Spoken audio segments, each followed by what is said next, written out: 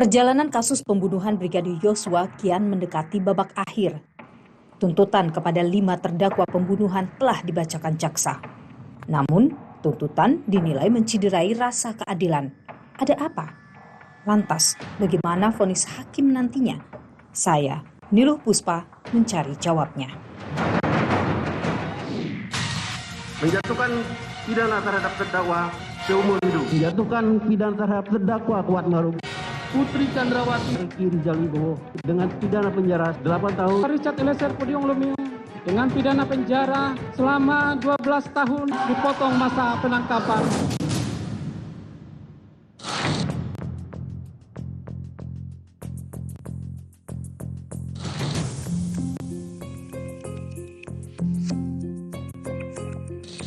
Menghilangkan nyawa Brigadir Nofriansyah Yosua Huta Barat guna menyempurnakan pembunuhan berencana, sementara terdakwa Putri Chandrawati, terdakwa Kuat Maruf, dan terdakwa Ricky Rizal Wibowo tidak secara langsung menyebabkan terjadinya menghilangkan nyawa Brigadir Nofriansyah Yosua.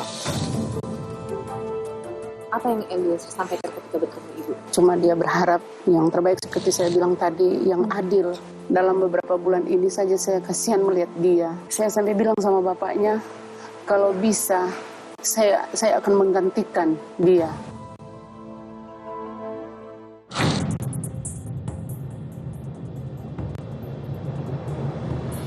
Profesor melihat apa yang kemudian dituntut oleh jaksa, sudah sesuai? Logika hukumnya iya, adil. Tapi dari saya perasaan kita semua orang ya, berarti keluarganya pasti tidak adil. Anda melihat dari jalannya persidangan selama ini, hakim akan bagaimana, Prof? Yang penting bagi saya bukan hukumannya, pertimbangannya, bukan putusannya, masa bodoh. Saudara, jaksa penuntut umum telah bacakan tuntutan bagi para terdakwa pembunuhan berencana Brigadir Yosua. 5 terdakwa, Ferdi Sambo, Putri Chandrawati, Richard Eliezer, Ricky Rizal, dan Kuat Ma'ruf dituntut dengan hukuman yang berbeda. Ferdi Sambo, saudara, mendapat tuntutan paling berat seumur hidup. Ia oleh jaksa penuntut umum disebut sebagai otak pembunuhan berencana Yosua. Bahkan Ferdi Sambo disebut menjadi orang yang menembak bagian belakang kepala Yosua yang merupakan tembakan fatal, yakni tembakan mematikan. Menggenggam senjata api menembakkan ke arah tubuh korban hingga korban Nofriansyah Yosua Huta Barat meninggal dunia. menjatuhkan pidana terhadap terdakwa dengan pidana seumur hidup.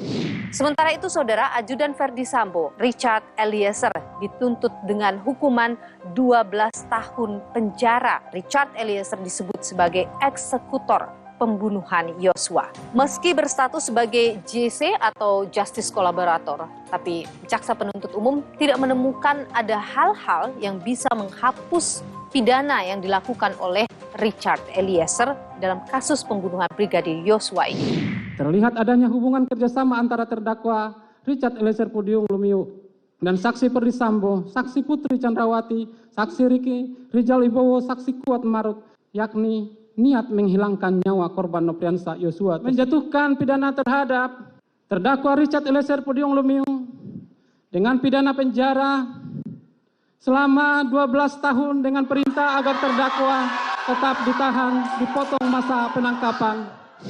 Di hari yang sama dengan pembacaan tuntutan pada Eliezer, istri Ferdi Sambo, Putri Chandrawati, juga dibacakan tuntutannya oleh jaksa penuntut umum. Ia dituntut dengan hukuman 8 tahun penjara. Jaksa menyebut istri Ferdi Sambo ini terlibat dalam perencanaan pembunuhan Brigadir Yosua sejak dari rumah di Magelang.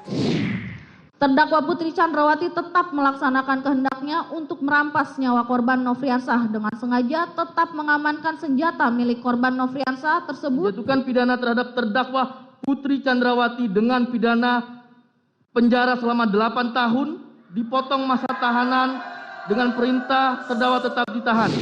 Tuntutan 8 tahun penjara ini, saudara, juga diberikan kepada Ricky Rizal dan juga terdakwa lain, yakni Kuat Ma'ruf yang merupakan sopir keluarga Ferdi Sambo. Jaksa menyebut bahwa kedua terdakwa ini, Ricky Rizal dan juga Kuat Ma'ruf, terlibat dalam pembahasan skenario pembunuhan berencana terhadap Brigadir Yosua. Selalu menunjukkan terdakwa adalah orang yang pertama diminta untuk bertindak oleh saksi Ferdi Sambo, saksi Putri Chandrawati, yaitu dan saksi Putri Candrawati, yaitu dari mulai melucuti senjata, dipanggil ke lantai 3 rumah saguling, diminta mengemudikan mobil dari rumah saguling menuju rumah dinas Duren 3, diminta mengawasi korban Nofriansah Yosua saat di mobil dan di taman rumah dinas, diminta untuk mengantar saksi Putri Candrawati pasca penembakan terhadap korban Nofriansah Yosua. Dan terdakwa Kuatmaruf yang sudah mengetahui rencana merampas nyawa korban Nofriansah Yosua Huta Barat hanya berdiam diri saja dan masih berada dalam rumah, yaitu berada di depan pintu dapur dan sama sekali tidak berusaha untuk keluar memanggil bantuan sama sekali. Beragam reaksi pun muncul terkait dengan tuntutan oleh jaksa. Namun jaksa punya pandangan lain terkait hal ini. Sebagaimana fakta hukum yang terungkap di persidangan, bahwa terdakwa Ferdi Sambo sebagai pelaku intelektual telah dituntut dengan hukuman seumur hidup karena telah memerintahkan terdakwa Richard Eliezer untuk mengeksekusi, menghilangkan nyawa Brigadir Nofriansah Yosua Huta Barat guna menyempurnakan pembunuhan berencana sehingga terdakwa Eliezer dituntut 12 tahun pidana penjara. Sementara terdakwa Putri Candrawati, terdakwa Kuatmaruf dan terdakwa Riki Rizal Wibowo tidak secara langsung menyebabkan terjadinya menghilangkan nyawa Brigadir Nofriansah Yosua. Menjatuhkan pidana terhadap terdakwa Richard Eliezer Pudium Lumiu selama 12 tahun dengan perintah agar terdakwa tetap ditahan. Persidangan kasus pembunuhan Brigadir Yosua dengan agenda pembacaan tuntutan jaksa penuntut umum mendadak ricuh kala jaksa membacakan tuntutan pada Richard Eliezer. Banyak yang kecewa dengan hasilnya. Tapi yang paling terpukul dengan tuntutan 12 tahun dari jaksa penuntut umum adalah orang tua, ibunda dari Richard Eliezer. Sudah bersama dengan saya, saudara, ibunda Richard Eliezer, Rineke Pudihang. Bu Ine, terima kasih sudah bersama Niluh. Saya ingin tanya dulu kepada Ibu, setelah pembacaan tuntutan itu, Ibu sempat berbicara dengan Richard Eliezer. Setelah pembacaan itu, nanti besoknya kita ketemu. Apa yang disampaikan Eliezer terkait ini? Dia sih sebenarnya waktu kita ketemu kelihatan memang dia biasa-biasa, dia tenang. Tapi saya sebagai seorang ibu, saya bisa melihat bagaimana hatinya. Dalam hatinya kan, walaupun dia senyum, walaupun dia mungkin tertawa di depan kita, tapi saya tahu hatinya terluka dengan tuntutan yang mungkin begitu berat, 12 tahun. Ibu sempat menanyakan pada Eliezer, Menanyakan apa yang dia inginkan misalnya? Ya, tuntutan yang memang adil sesuai dengan apa yang sudah dia lakukan selama persidangan. Mulai dari pemeriksaan sampai persidangan, dia kan sudah jujur, sudah kooperatif. Jadi dia berharap juga dia mendapatkan tuntutan yang memang selayaknya. Ibu sendiri melihat tuntutan jaksa ini, apa yang terfikir oleh Ibu, apa yang seharusnya begitu diberikan oleh jaksa pada apa yang sudah Richard lakukan? Kita waktu mendengarkan pertama, saya kan sama bapaknya nonton dari handphone. Saya terdiam, lalu saya menangis sama bapaknya. Saya bilang, Tuhan, kenapa harus seberat ini, setinggi ini? Anak kami sudah melakukan sesuai dengan apa yang diinginkan, itu jujur. Dan kami bersyukur karena waktu itu kan dia GC dari LPSK kan. Iya, jadi kami sudah berpikir bahwa ada keringanan-keringanan untuknya. Tapi ternyata tuntutannya itu terlalu berat. Tidak terbayang oleh Ibu bagaimana Richard akan menjalani 12 tahun nantinya kalau misalnya itu divonis. Dalam beberapa bulan ini saja saya kasihan melihat dia.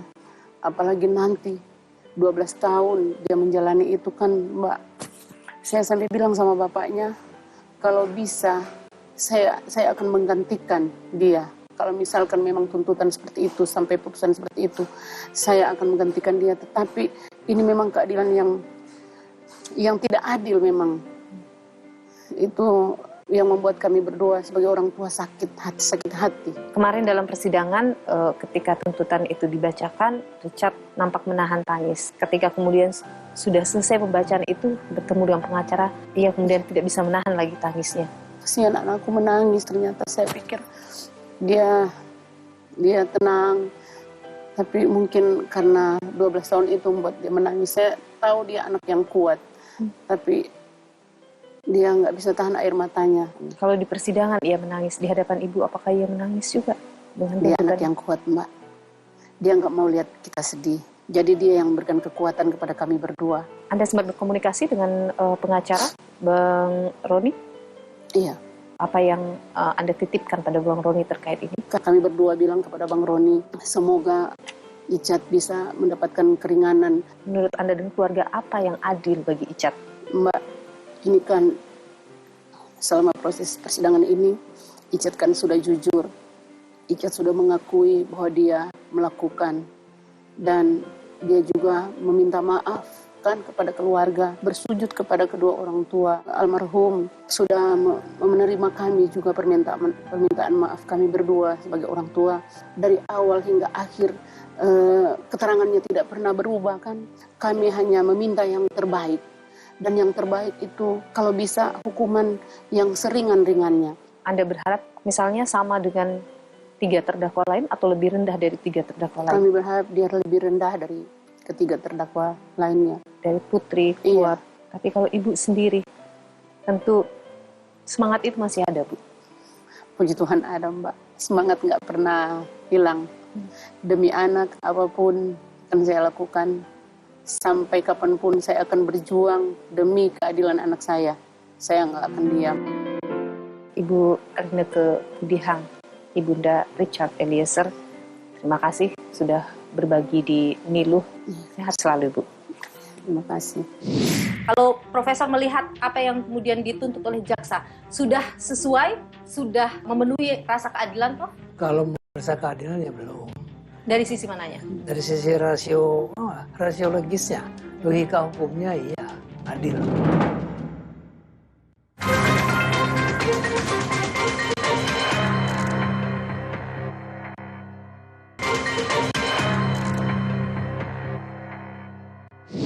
Gelombang kekecewaan muncul di publik pasca jaksa penuntut umum membacakan tuntutannya kepada para terdakwa pembunuhan Brigadir Yosua. 2 hal yang menjadi riuh di publik, yaitu pertama terkait dengan tuntutan pada Ferdi Sambo yang dianggap tidak maksimal karena hanya dituntut penjara seumur hidup. Sementara yang kedua adalah soal tuntutan pada Richard Eliezer yang dianggap tidak memenuhi rasa keadilan masyarakat karena sebagai justice collaborator ia dituntut dengan 12 tahun penjara, dan itu lebih tinggi dari terdakwa lain seperti Putri Chandrawati dan juga Ricky Rizal serta Kuat Ma'ruf. Bagaimana sebenarnya kalau kita berbicara soal keadilan dan bagaimana juga melihat tuntutan dari jaksa ini? Kita perbincangkan bersama dengan Profesor Romli Atma Sasmita, pakar hukum pidana Universitas Padjadjaran. Prof. Romli, terima kasih sudah bersama Niluh, sehat selalu. Ini kita menyambung pembicaraan kita pada pekan lalu, Prof. Kalau Profesor melihat apa yang kemudian dituntut oleh jaksa, sudah sesuai, sudah memenuhi rasa keadilan, Prof? Kalau menurut rasa keadilan ya belum. Dari sisi mananya? Dari sisi rasio logisnya, logika hukumnya iya adil. Tapi dari sisi perasaan perasaan kita semua orang ya, untuk keluarganya pasti tidak adil. Nah, ini bisa harus hal seperti ini bisa selesai pada waktu putusan. Oke. Karena hakim diberi kewenangan luas, baik yang yuridis maupun non yuridis. Tapi kalau melihat apa yang dituntut oleh jaksa, menurut Anda itu sudah sesuai seharusnya? Sudah sesuai. Sekarang yang penting kan pengacaranya ini. Apa sikap pengacara dalam pembelaannya seperti apa? Ya, sehingga dia bisa meyakinkan hakim ini bisa diturun di bawah. Prof. Romli, Kejaksaan Agung itu kemarin menyinggung soal peran Richard ya, terkait dengan tuntutan ini, bahwa Kejagung menyebut bahwa status pelaku yang bekerja sama sebagai GC tidak diatur dalam kasus pembunuhan berencana. Saya pelajari juga nih, ada Undang-Undang Perlindungan Saksi Korban itu 2006, terakhir 2014. Terus ditambah lagi peraturan Mahkamah Agung. Mahkamah Agung mengatakan bukan pelaku utama yang diberi kewenangan untuk memperoleh perlindungan. Dan kalau kita lihat pada Richard Eliezer, salah dong kalau dia diberikan GC karena dia pelaku utama menembak. Keliru. LPSK keliru memberikan status GC itu. Artinya dia tidak membahas sejarah. Paling disebut dia hanya bisa dilindungi kalau orang itu menghadapi perkara terorisme, teror korupsi, kejahatan serius, organized crime. Kalau yang pidana terus pembunuhan walaupun direncanakan itu nggak ada kewajiban. Tapi ketika kasus yang begitu buram kemudian terbuka karena keterangan dari satu orang ini, apakah itu bisa dipertimbangkan, Prof? Itu bisa dipertimbangkan. Makanya putusan hakim seharusnya mempertimbangkan untuk apa? Ke depan kalau ada perkara yang mirip sama dipakai juga pertimbangan yang dari jurisprudensi. Jadi ditutup, dilengkapi oleh putusan hakim. Karena keputusan hakim kalau peraturan itu tegas-tegas normatif dilaksanakan, eliezer nggak dapat LPSK perlindungan saksi juga nggak adil. Karena dia dengan sukarela mau membuka, walaupun kata kejaksaan yang membuka itu keluarganya. Ya. Tapi kan ini kalau membuka keluarganya, keluarga juga nggak bisa apa-apa. Ya, kalau kan? Richard tidak bicara. Karena si Richard Eliezer lah yang ada di dalam persidangan. Hal yang meringankan Baradae karena dia mendapatkan rekomendasi saksi pelaku yang bersama atau justice collaborator dari LPSK. Kalau itu dimasuki sebagai hal yang meringankan, ya kan? Ya kemudian juga diklaim oleh Pak Jampidum karena sudah mempertimbangkan rekomendasi dari LPSK, makanya 12 tahun. Kenapa kalau itu diterima rekomendasi LPSK itu, tetapi kok penerapannya tidak sesuai dengan undang-undang? Nah di sini masalahnya kan, apakah Eliezer itu dijadikan GC? Dia berhak memperoleh fasilitas hak-hak yang diberikan oleh negara sebagaimana diatur dalam undang-undang. Menurut saya belum bisa. Sementara dia diakui, tapi hak-hak dia tidak diakui. Keringanan hukuman antara lain itu ada. Jadi tidak salah juga kalau kejaksaan tidak memberikan keringanan-keringanan dalam tuntutan. Prof, melihat misalnya Richard dengan status JC-nya, dia dikenakan pasal 340, didakwa dengan pasal 340 oleh Sambo. Ya. Berbeda dengan Sambo, dengan cukup jauh, dianggap oleh jaksa cukup jauh, apakah itu sudah adil? Ya, ya kan? Sudah lebih terendahnya 20 tahun. Jadi itu sudah keluar dari pakemnya KUHP pasal 340 kan, jaksa. Makanya saya katakan oleh Pak Jampidum lebih ringan katanya. Sudah termasuk dipertimbangkan bla bla bla bla, tapi itu memang jauh di bawah. Termasuk juga si 3 orang itu. Mungkinkah vonis hakim akan lebih rendah dari tuntutan? Harapannya kan begitu. Bahkan di situ ya, di peraturan Mahkamah Agung sebut bisa dikasih percobaan pidana bersyarat atau diberikan hukuman jauh lebih ringan dari terdakwa yang lain. Itu ada itu pedomannya. Jadi kalau si hakim ini ya, dia baca itu dan dia harus baca pedoman loh bagi hakim, dia harus tunduk di situ. Selamat nih semua gitu, kira-kira. Terutama si Eliezer. Saya harapkan Eliezer itu pidana bersyarat aja udahlah. Itu pun pasti ada yang protes kan. Dia yang nembak kok bersyarat kan. Itu pun diperintah. Kalau Anda melihat dari jalannya persidangan selama ini, hakim akan bagaimana, Prof? Hakim akan pada peraturan itu, Mahkamah Agung tadi, bersyarat, pidana, atau sewaktu-waktu lamanya lebih rendah dari Kuat sama Putri sama Ricky Rizal. Tapi yang penting bagi saya bukan hukumannya, pertimbangannya. Kenapa dia bersyarat? Dia harus, itu yang penting buat para ahli hukum, pengacara itu pertimbangannya, bukan putusannya, masa bodoh. Pertimbangannya. Di rasio legis dari satu putusan hakim itu yang jadi presiden ke depan. Nanti ya kalau hakimnya sama, seperti itu nih putusan, ya berarti hakim juga tidak mengakui dia JC. Putri Chandrawati yang disebut sebagai sumber dari kemudian pertikaian itu terjadi sampai dengan pembunuhan itu terjadi, diberikan tuntutan 8 tahun. Anda melihatnya bagaimana? Saya kira sedang lah, cukup 8 tahun. Padahal dia pasalnya 340, Prof. Itu semua juga Kuat Ma'ruf 340. Kalau lihat, ini kan sumbernya bukan si Putri sebenarnya. Si Sambo aja ini. Ya.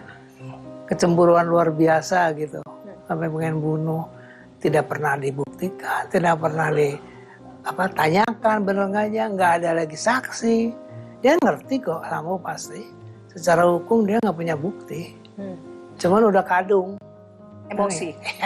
Anda melihat Putri menjadi dalang atau otak dari kasus ini? Enggak lah. Yang dalam otaknya ya lakinya. Hanya Sambo seorang? Iya, dia membantu. Kalau kita lihat lagi dari hal-hal yang meringankan, Sambo ini kan seumur hidup, Prof. Dengan tidak ada hal yang meringankan. Tidak ada yang meringankan, tapi vonisnya seumur hidup. Bukan vonis mati misalnya. Sebetulnya kalau hal tidak meringankan itu cocok buat residivis. Orang yang melakukan kejahatan berulang-ulang kali. Tapi kalau melihat Sambo, saya melihat pada posisi hari ini, gitu, dia terpleset menjadi pembunuh. Tapi kan tidak sejauh sebelumnya nggak ada kejadian seperti itu. Jadi kita juga harus bijak. Artinya dengan misalnya tidak ada hal yang meringankan, apakah seseorang bisa dituntut mati saja, Prof? Misalnya? Bisa. Ketika itu tidak terjadi pada Sambo, Kenapa artinya kalau ada yang tidak ada hal lain. meringankan, kenapa nggak mati gitu aja? Jadi Anda membaca mungkin ada keraguan dari jaksa? Sebetulnya mati harusnya. Mungkin di kejaksaan juga ada pertimbangan lain. Syarat sampai seseorang bisa divonis mati, itu apa sih biasanya, Prof? Satu, dia residif. Dua. Kedua, kekejaman, melakukan kejahatannya, mutilasi, dimakan dan sebagainya. Dan Kan Anda melihat itu tidak ada dalam kasus ini? tidak ada. Tidak memenuhi dua syarat tadi? Tidak, hanya kejam. Sudah tahu tengkur ditembak juga gitu. Makanya bagi kejaksaan kejam seperti itu cukup seumur hidup. Menarik juga, Prof, ketika dalam catatan bahwa ketika tuntutan itu dibacakan, publik bereaksi keras sampai kepercayaan publik pada sistem peradilan kita itu gitu. melemah. Ini kan soal mama perasaan yang kedepankan. Nah itu namanya social justice, Ya. ya kan? Beda dong dengan jaksa, beda dengan pengadilan. Itu social justice. Hukum pidana itu jangan kalau udah kejadian jangan harus perasaannya. Lihat dulu buktinya, faktanya. Baru kemudian perasaannya. Nah perasaan itu muncul dalam putusan hakim, bukan ke jaksa. Jaksa nggak boleh berperasaan. Celaka kalau jaksa berperasaan. Semua itu ringan, ada nggak? Nggak apa-apa. Oke. Jadi apa yang dilakukan jaksa kalau menurut Anda sudah tepat ya, Prof? Benar, tepat. Pekan ini, Prof, akan masuk ke pembelaan. Apa yang menurut Prof harus menjadi perhatian dari para pengacara ini dalam menyusun pleidoynya? Ya pokoknya pengacara itu tugasnya membela klien. Seberapa mungkin dibela ya sesuai dengan fakta persidangan yang ditemui. Apa? Terserah yang tahu kan. Dan yang paling dekat adalah kita menunggu bagaimana kemudian vonis yang akan diberikan oleh hakim. Nah, penting hakim. Jadi kita ingin lihat kedewasaan ya dan pengalaman segala macam. Kita percayakan pada hakim memutuskan sesuai dengan logika yuridis dan perasaan keadilan. Baik. Ya. Profesor Romli Atmasasmita, Ya. pakar hukum pidana Universitas Padjadjaran. Terima kasih, Prof, Ya. sudah berbagi informasi di Sama-sama. Sehat selalu. Apa komentar Anda terkait dengan tuntutan yang diberikan oleh JPU kepada para terdakwa? Komentar saya pertama, jaksa penuntut umum membuat kengawuran baru.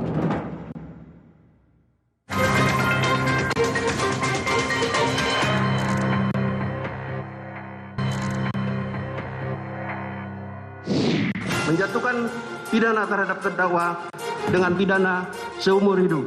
Putri Chandrawati dengan pidana penjara selama 8 tahun. Menjatuhkan pidana terhadap terdakwa Kuatmaruf dengan pidana penjara selama 8 tahun.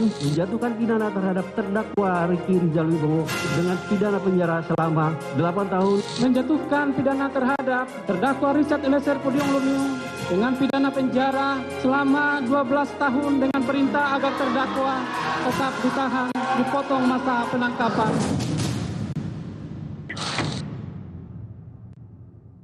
Saudara, hasil tuntutan JPU kepada para terdakwa kasus pembunuhan Brigadir Yosua menuai kekecewaan bagi keluarga almarhum Brigadir Yosua. Menurut kuasa hukum, tuntutan yang diberikan oleh JPU ini juga jauh dari hukuman yang seharusnya diberikan pada orang yang terjerat dengan pasal 340 pembunuhan berencana. Sudah bersama saya, saudara, ada Kamarudin Simanjuntak, pengacara keluarga Brigadir Yosua. Bung Kamarudin, terima kasih sudah bersama Nilu, sehat selalu. Bung Kamarudin, Anda adalah orang yang diamanatkan oleh keluarga untuk membongkar kejanggalan dari kematian Brigadir Yosua.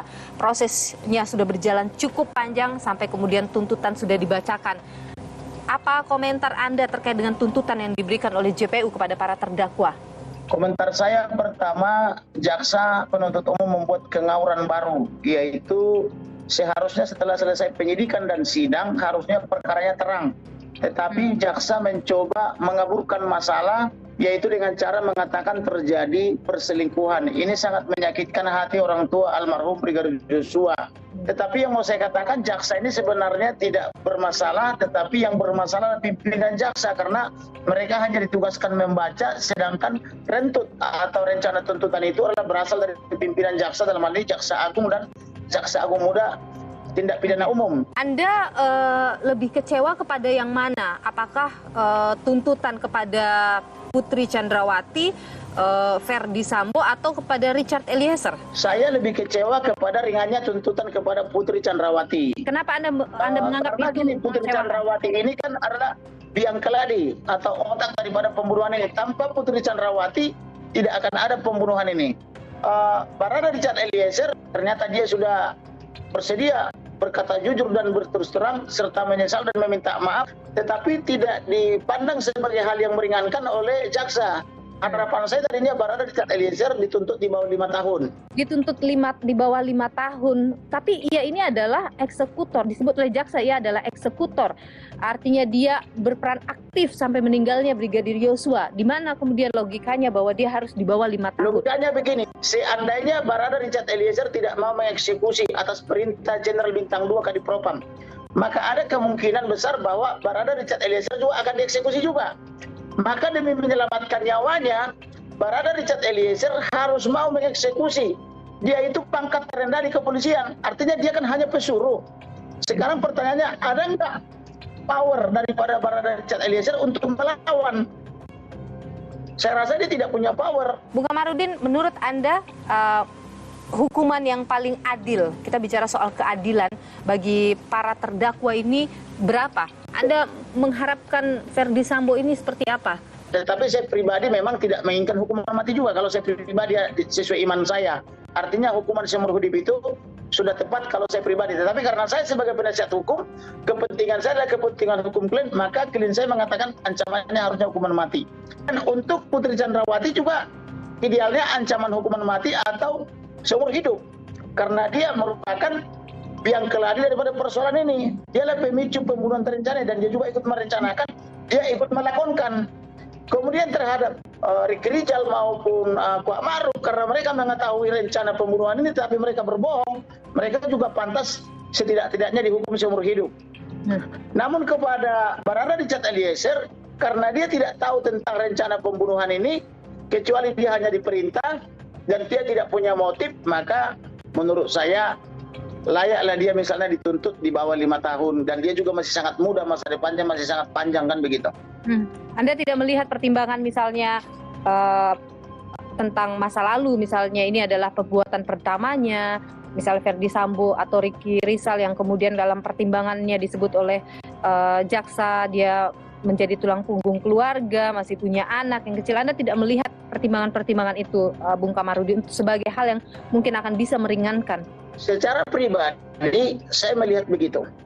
Tetapi karena saya bukan kepentingan pribadi, melainkan kepentingan klien, maka yang saya tampung adalah kepentingan klien saya, yaitu keluarga Brigadir J. Huta Barat, supaya tidak terjadi lagi ke depan seperti ini, supaya polisi juga atau pelaku-pelaku kejahatan lain pada bertobat yang melakukan perbuatan selama ini seperti ini, supaya jerak dan tidak mengulangi lagi, maka perlu hukuman yang tegas kan begitu. Oke. Harapan keluarga dan juga harapan Anda kepada vonis hakim nanti?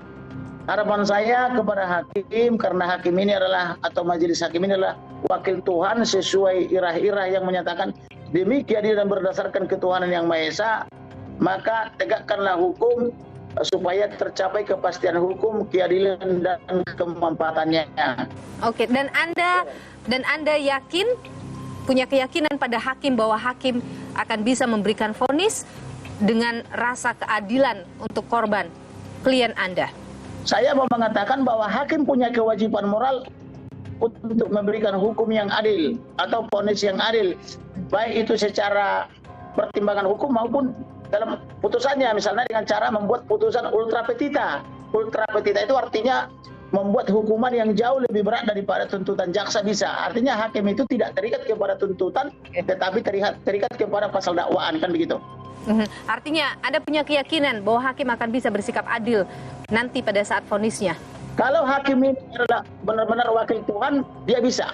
Kamarudin Simanjuntak, pengacara keluarga Brigadir Yosua. Terima kasih sudah berbagi informasi di Nilo. Sehat selalu, Bung Kamarudin. Menurut Anda dia tidak tahu bahwa akan ada pembunuhan di Duren 3. Dia hanya mengikuti perintah itu ya, pembelaan Anda. Ya, itu apa yang kemudian diharapkan? Yang diharapkan mau vonis bebas.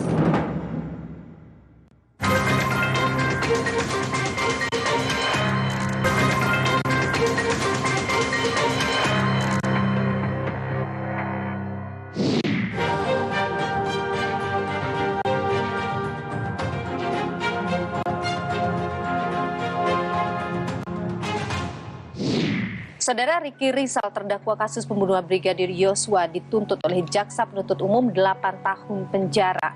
Dan ini dianggap oleh publik tidak memenuhi rasa keadilan, bahkan juga jauh dari harapan keluarga Yosua. Bagaimana tanggapan kuasa hukum terkait dengan hal ini? Sudah bersama dengan saya, ada pengacara Ricky Rizal, Zena Dinda De Vega. Mbak Zena, terima kasih sudah bersama Niluh. Sehat selalu. Mbak Zena, jadi kalau dilihat bahwa tuntutan jaksa penuntut umum ini tidak memenuhi harapan publik, jauh dari rasa keadilan, tanggapan pengacara bagaimana? Bagaimana ya? Karena isi tuntutannya itu juga tidak sesuai fakta persidangan, Mbak Niluh. Di mananya? Pengamanan senjata, itu yang pertama. Pengamanan senjata itu kan sudah ada dukungan bukti dari keterangan saksi ahli poligraf. Tapi kan dia memang mengamankan senjata itu. Betul, mengamankan senjata dengan alasan inisiatif diri sendiri. Karena apa? Mendengar cerita Kuat Ma'ruf yang mengatakan ia menodongkan senjata kepada Joshua. Jadi ketika di Magelang itu yang Ricky tahu hanyalah konflik antara Kuat Ma'ruf dengan Joshua. Itu yang Anda rasa keliru ya. Betul. Tapi kalau kita lihat dulu catatan dari jaksa penuntut umum soal mengetahui bahkan ikut dalam pembahasan skenario, apa yang pembelaan yang bisa Anda berikan kepada klien Anda? Ini sebenarnya ya mungkin berada di tempat peristiwa tersebut, betul, tetapi untuk mengetahui rencana tersebut sama sekali tidak tahu sama sekali. Ini didukung juga dengan keterangan Ferdy Sambo sendiri ya. Pertanyaannya, ada kejadian apa di Magelang, saya akan panggil Joshua, kalau dia melawan kamu amankan saya, backup saya, kalau dia melawan kamu berani nembak dia enggak? Itu, dan itu semua rangkaian kata itu semuanya ditolak. Tapi kemudian dia tidak melakukan apa-apa ketika tidak ada juga upaya mencegah. Itu kan juga dituliskan oleh jaksa. Apa pembelaannya di situ? Selama ini ketika ajudan berbuat salah, Ferdy Sambo itu tidak pernah kayak mungkin buat salah, udah buat salah gitu, terus langsung digampar atau ya melakukan kekerasan lah, itu tidak pernah sama sekali. Makanya dia nggak terpikir emang betul akan dilakukan seperti itu. Yang dia tahu, oh ya udah bakal diklarifikasi. Tapi dia tidak tahu, tidak ada penerangan sama sekali bahwa oh nanti saya mau panggil dia di Duren 3. Itu kan tidak ada. Itu yang tapi pertama. ada bahasa bahwa kamu siap backup saya kalau Joshua melawan. Itu kan indikasinya ada satu hal tindakan yang akan dilakukan oleh Ferdy Sambo. Betul, tapi kan di situ kata-katanya kalau melawan.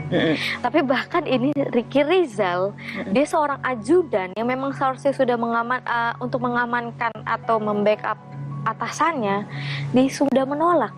Penolakan yang dilakukan Ricky Rizal itu harusnya menjadi hal yang akan meringankan ia, betul, dalam perkara ini. Iya, artinya Ricky Rizal di saat dia sudah menolak amankan, backup maupun menembak sudah menolak, artinya dia sudah tidak punya niat. Dari pasal 55 ayat 1 ke 1 kan poin pertamanya adalah niat, sengaja. Itu bagaimana orang yang sudah menolak masih bisa dikaitkan dengan ada niat. Apalagi dengan ada keterangan yang menyatakan bahwa ia ingin menabrakkan mobil waktu dari Magelang ke Jakarta, begitu. Saya rasa itu hanya keterangan yang berdiri sendiri, artinya itu tidak bisa dijadikan fakta persidangan. Soal misalnya Richard Eliezer sempat bertanya di kala ia dikasih tahu oleh Ricky Rizal untuk naik ke atas. Ini dalam dakwaan jaksa saya pernah menyebutkan bahwa seharusnya pada saat itu Ricky Rizal bisa memberitahukan pada Eliezer sehingga Eliezer mungkin bisa memikirkan ulang soal itu. Apa tanggapan dari pengacara soal itu? Dia ngomong, kalau mungkin saya tidak mengatakan karena mungkin di situ keadaannya ramai. Sedangkan ini isunya kan pelecehan yang dikatakan oleh Ferdy Sambo. Menarik diri misalnya untuk berbicara secara berdua dengan Eliezer misalnya waktu itu tidak memungkinkan kah? Tidak memungkinkan karena itu sangat ramai itu pertama, dan memang kan perintahnya kan cuma panggil Richard. Bagaimana tanggapan dari keluarga Ricky Rizal terkait dengan tuntutan ini? Apa yang mereka harapkan yang mungkin dititipkan pada pengacara? Sangat kecewa sekali, Mbak. Kemarin sempat dengan tuntutannya? Dengan tuntutannya. Kata keluarga, lo buat apa sidang dipanggil saksi sebanyak itu kalau misalkan fakta persidangan tidak diambil, tidak dijadikan bahan untuk membuat tuntutan? Kok kesannya menjadi fitnah kalau dari keluarga? Terlibat dalam perencanaan pembunuhan, fitnah terhadap niat, fitnah terhadap kata-kata yang susunannya tadi saya bilang itu dibalik, padahal di fakta persidangan tidak seperti itu. Karena kalau kita lihat turut sertakan di pasal 555 ayat 1 ke 1 itu kan harus aktif, bahwa klien saya tidak secara aktif. Kalau misalkan dibilang secara aktifnya adalah mengantarkan Yosua masuk ke dalam. Ada juga bagian part ketika dia bersama Yosua juga masuk ke dalam rumah. Untuk mengantarkan dulu ya mungkin dari Saguling ke Duren 3, bahwa mengetahui akan ada di Duren 3 isolasi itu saat di mobil ditanyakan sama Ricky, ibu mau isolasi di mana? Di Duren 346 Dik. Ya. Jadi itu menurut Anda dia tidak tahu bahwa akan ada pembunuhan di Duren 3. Dia hanya mengikuti perintah itu ya, pembelaan Anda. Ya, itu apa yang kemudian diharapkan? Yang diharapkan mau vonis bebas. Oh tentunya Mbak, karena tidak ada fakta yang selama persidangan tidak ada. Tapi kalau dia dinilai misalnya berbelit-belit ketika memberikan tidak mengakui perbuatannya, bagaimana bisa meminta untuk bebas ketika di situ faktanya adalah ada orang yang mati dan di situ ada Ricky Rizal. Dari tim PH, Ricky Rizal tidak pernah berbelit-belit, tidak pernah berputar-putar, dan Ricky Rizal satu yang saya tahu dari hasil BAP dia, keterangan dia di BAP selama di Bareskrim sampai di persidangan konsisten, tidak pernah ada yang berubah-berubah. Kalau kita lihat dari pidananya itu adalah 340, hukumannya 20 tahun penjara, tapi ini sudah sangat jauh di bawahnya, yakni 8 tahun penjara. Itu pun menurut Anda masih tetap tidak adil? Masih tetap tidak adil. Dan Anda akan memperjuangkan atau tim pengacara memperjuangkan bahwa ini harus vonis bebas? Pasti kami akan perjuangkan. Baik. Terima kasih pengacara Ricky Rizal, Zena Dinda De Vega. Terima kasih Mbak Zena, sehat selalu. Terima kasih. Dan saya sudah mendengar ada gerakan-gerakan yang minta memesan putusan Sambo itu agar dengan kurung.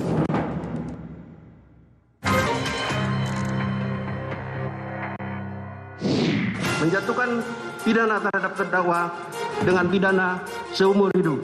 Putri Chandrawati dengan pidana penjara selama 8 tahun. Menjatuhkan pidana terhadap terdakwa Kuatmaruf dengan pidana penjara selama 8 tahun. Menjatuhkan pidana terhadap terdakwa Ricky Rizal Wibowo dengan pidana penjara selama 8 tahun. Menjatuhkan pidana terhadap terdakwa Richard Eliezer Pudium Lumiu dengan pidana penjara selama 12 tahun dengan perintah agar terdakwa tetap ditahan, dipotong masa penangkapan.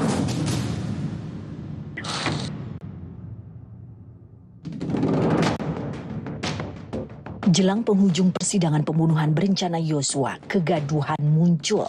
Tuntutan jaksa pada 5 terdakwa memantik reaksi. Ferdi Sambo dituntut penjara seumur hidup, sementara Putri Chandrawati, Ricky Rizal, dan Kuatmaruf masing-masing dituntut 8 tahun penjara. Keriuhan tak terelakkan kala tuntutan pada Richard Eliezer dibacakan. Agar terdakwa tetap ditahan, dipotong masa penangkapan. Tuntutan pada para terdakwa dianggap tak adil. Kalau saya menganggap 8 tahun kayak hukuman mati, ini ada ilusi.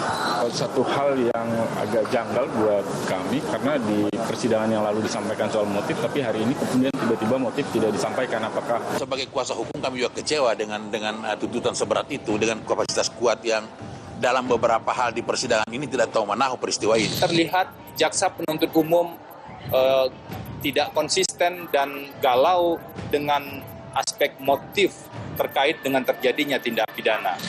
Status dia sebagai GC tidak diperhatikan, tidak dilihat.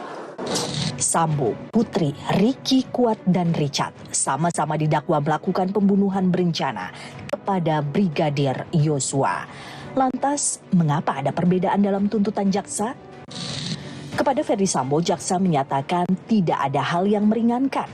Namun, bagi terdakwa lain, Putri Chandrawati diberikan keringanan karena ia belum pernah diproses hukum dan bersikap sopan selama proses sidang. Jaksa juga memberi keringanan kepada Kuatmaruf yang dinilai tak punya motivasi pribadi dan hanya mengikuti perintah atasan. Sementara pada Ricky Rizal, Ricky dianggap sebagai tulang punggung keluarga dan memiliki anak yang masih kecil. Untuk Richard Eliezer, jaksa mempertimbangkan peran Eliezer sebagai saksi pelaku yang bekerja sama untuk membongkar kejahatan. Selain itu, Eliezer dianggap bersikap kooperatif, menyesali perbuatan, dan perbuatannya dimaafkan keluarga korban. Reaksi publik meruncing terhadap perbedaan tuntutan antara Putri Chandrawati dengan Richard Eliezer. Sebab Richard Eliezer menyandang status justice kolaborator kasus ini. Sementara Putri dinilai sebagai pemicu kasus pembunuhan Yosua. Dan dia sudah menunjukkan komitmennya, menunjukkan konsistensinya untuk mengungkap kejahatan ini secara terang benderang. Bahkan kalau tidak ada pernyataan dan keterangan dari Richard, pengakuan dari Richard, kasus ini juga nggak akan terbuka ya. Rekomendasi LPSK berkaitan dengan status Richard Eliezer sebagai justice kolaborator sekaligus penghargaannya untuk keringanan penjatuhan hukuman tidak diperhatikan gitu ya. Namun jaksa punya pertimbangan terkait status justice kolaborator Richard Eliezer. Bahwa kami menuntut itu mempertimbangkan berbagai aspek, Pak. Aspek keadilan masyarakat, publik, korban, tersangka, terdakwa. Kami juga mempertimbangkan LPSK. Kalau kita baca perma, pada JC itu tidak berlaku bagi pelaku. Kalau kami tidak melihat itu, Pak, mungkin tuntutan hampir mendekati Pak Freddy Sambo, Pak. Ini pertimbangan jaksa cukup berat, Pak.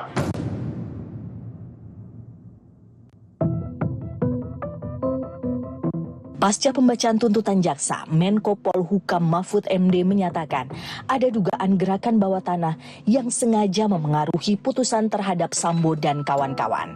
Putusan Sambo saya bilang, saya sudah mendengar ada gerakan-gerakan yang minta memesan putusan Sambo itu agar dengan huruf. Tapi ada juga yang minta dengan angka. Jadi bukan putusan yang ini yang kesana. Ada yang bergerilya, ada yang ingin Sambo dibebaskan, ada yang ingin Sambo dihukum, kan gitu. Tapi kita bisa amankan itu di kejaksaan. Saya pastikan kejaksaan independen. Ada katanya seorang brigjen mendekati si A si B. Saya bilang brigjennya siapa? Suruh sebut ke saya. Nanti di sini saya punya majen banyak kok. Saya bilang. Kalau Anda bilang majen yang mau menekan pengadilan atau kejaksaan, di sini saya punya legend. Atas tuntutan jaksa, 5 terdakwa mengajukan nota pembelaan atau pledoi. Apapun tuntutan jaksa, vonis tetap di tangan hakim. Mampukah kasus ini menemukan jalan keadilan?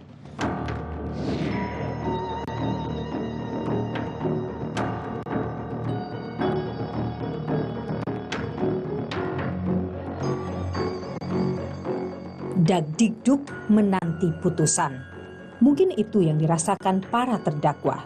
Maka segala daya upaya dikerahkan demi mendapat hukuman minimal. Pada akhirnya, hakimlah sang pengambil keputusan. Keputusan yang hendaknya dibuat secara arif dengan nalar dan nurani yang jernih. Juga berlandaskan keadilan bagi semua. Saya, Niluh Puspa, sampai jumpa.